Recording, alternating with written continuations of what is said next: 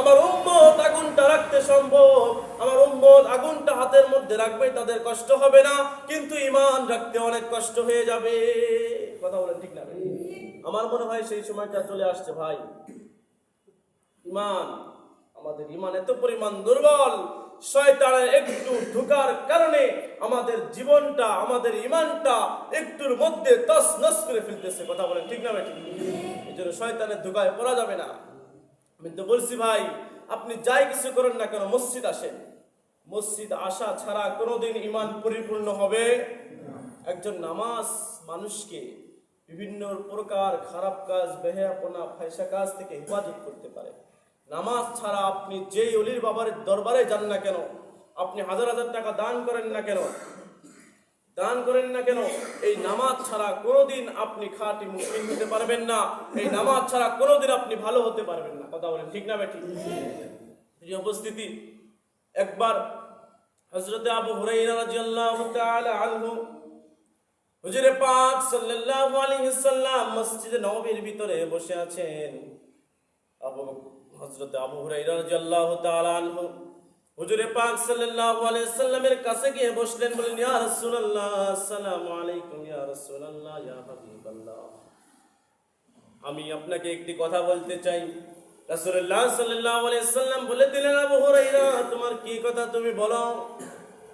এবার আবু হুরায়রা রাদিয়াল্লাহু তাআলা আনহু বললেন, যারা দুনিয়ার জমিনের মধ্যে আপনি রাসূলকে ভালোবাসে না, আপনি রাসূল যা কিছু বলেন কিছুই শোনে না, আল্লাহ পাক রব্বুল আলামিনকে মানে না, আল্লাহর কোরআনকে যারা পছন্দ করে না, যারা কাফের, যারা বেঈমান, এরা যদি মৃত্যুবরণ করে, এরা কি?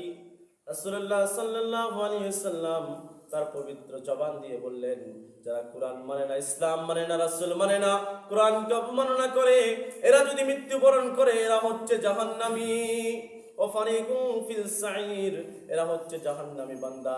এবার হযরতে আবু হুরায়রা রাদিয়াল্লাহু তাআলা আনহু আবার রাসূল সাল্লাল্লাহু আলাইহি সাল্লামকে বললেন, যেই সমস্ত মানুষ ইসলাম প্রেমী, কোরআন ভালোবাসে, রাসূল ভালোবাসে, মানুষের সেবা করে, এই সমস্ত মানুষ যদি মৃত্যুবরণ করে, এই সমস্ত মানুষ জান্নাতি না জাহান্নামী?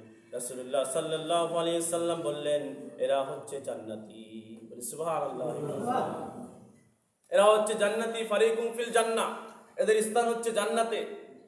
যারা দুনিয়ার জমিনের মধ্যে কোরআন হাদিস মানে না, কোরআনকে অপমান করে, ইসলামকে ভালোবাসে না, আবু হুরায়রা রাদিয়াল্লাহু তাআলা আনহু সেই সময় তার উচ্চ কণ্ঠ দিয়ে বললেন, ইয়া রাসূলুল্লাহ, ইয়া হাবিবাল্লাহ, যারা কোরআন মানে না, যারা রাসূলকে ভালোবাসে না, যারা ইসলামকে ভালোবাসে না, যারা কোরআনকে অপমাননা করে, যারা ইসলামকে অপমাননা করে, তারা যদি দুনিয়ার জমিনের মধ্যে মাথা উঁচু করে বেড়াইতে পারে, আমরা খাঁটি মুমিন হয়ে, আমরা কোরআন ভালোবাসি, আমরা ইসলাম ভালোবাসি, আমরা রাসূলকে ভালোবাসি, আমরা কেন মাথা নত করে থাকবো? আমরা আজ থেকে মাথা নত করে চলবো না, আমরা সমাজের মধ্যে মাথা উঁচু করে বাঁচবো। কথা বলেন ঠিক না বেঠিক? আজকে যারা কোরআনকে ভালোবাসেন, রাসূলকে ভালোবাসেন, আল্লাহকে ভালোবাসেন, আপনি মাথা নত করে চলবেন না, সমাজের মুখে আপনি মাথা উঁচু করে চলবেন। কথা বলেন ঠিক না বেঠিক? মাথা নত করে চলবে যারা, এরা হচ্ছে কাফের, বেঈমান, মুনাফিক। যারা হচ্ছে রাসূল মানে না, কোরআন মানে না, হাদিস মানে না, এরা তো মাথা নিচু করে চলবে। আপনি একজন খাঁটি মুমিন হয়ে কেন মাথা নত করে চলেন? দেখবেন রাস্তা দিয়ে একটু মেয়ে হেঁটে যাচ্ছে, একটা স্লিপ টিচিং করতেছে, আপনার ওখানে দায়িত্ব, যদি আপনার সেই রকম সামর্থ্য থাকে, ক্ষমতা থাকে, তার চয়রা দাঁত ফেলে দেওয়ার, আপনি এক থাপড়ে দাঁত ফেলাই দেবেন। মিয়া, আমার বাংলার জমিনের মধ্যে কোনো টিচিং সহ্য করা হবে না। কথা বলেন ঠিক না বেঠিক? আর আপনি যদি দেখতেছেন একটা অপরিচিত ছেলে অপরিচিত মেয়েকে টিচিং করতেছে, ডিস্টার্ব করতেছে, আপনি মাথা নিচু করে চলে যাচ্ছেন, এটা আপনাকে ইসলাম শিক্ষা দেয় না।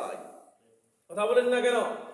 আজ থেকে নিয়ে যেখানে অন্যায়, সেখানে আমাদেরকে প্রতিবাদ করতে হবে, এটাই তো ইসলাম।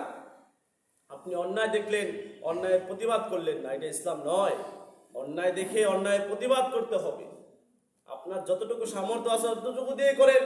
আপনি আপনার মনে করেন আপনি বোবা মানুষ, আপনার হাত পায়ের সমস্যা, আপনি ফোন করে যারা প্রতিবাদ করতে পারবে তাদেরকে জানান, তারা প্রতিবাদ করবে। এক কথায় আপনার যতটুকু সামর্থ্য রয়েছে প্রতিবাদ করার, আপনাকে অতটুকু প্রতিবাদই করতে হবে। যেগুলো কথা বললাম, আমি গুনাহগার সহ আমাদের সকলকে বুঝে শুনে আমল করার তৌফিক দান করুক। বলছি আল্লাহ।